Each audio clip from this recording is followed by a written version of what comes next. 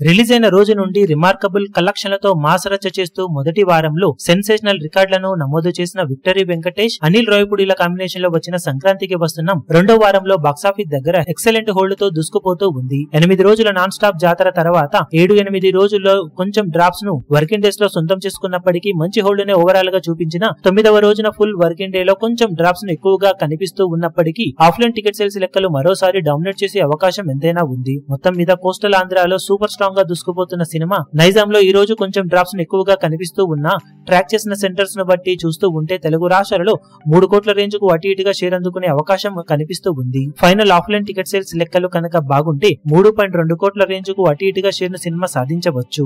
ఒకవేళ సినిమా అంచనాలన్నింటినీ మించిపోయి 3.5 కోట్ల రేంజ్ లో షేర్ ను కనుక అందుకుంటే ఊరమాస్ హోల్డ్ ను చూపించిందని చెప్పవచ్చు. ఇక ఓవర్సీస్ లో కర్ణాటక, రెస్ట్ ఆఫ్ ఇండియాలలో కూడా పర్వాలేదనిపిస్తున్న ఈ సినిమా వరల్డ్ వైడ్ గా 3.8 కోట్ల నుండి 4 కోట్ల రేంజ్ కు అటు ఇటుగా షేర్ అందుకునే అవకాశం ఉందని చెప్పవచ్చు. ఫైనల్ ఆఫ్లైన్ టికెట్ సేల్స్ లెక్కలను బట్టి కలెక్షన్స్ కొంచెం అటు ఇటుగా ఉండవచ్చు. ఓవరాల్ గా ఊరమాస్ హోల్డ్ ను కొనసాగిస్తూ దూసుకుపోతున్న సంక్రాంతికి వస్తున్నాం ఈ వీకెండ్ లో తిరిగి మాస్ బ్యాటింగ్ చేసే అవకాశం ఎంతైనా ఉంది. ఇక మొత్తం మీద సినిమా బాక్సాఫీస్ దగ్గర 9 రోజుల్లో సాధించే టోటల్ ఏరియాల వారి కలెక్షన్ల వివరాలు ఏ విధంగా ఉంటాయో చూడాలి.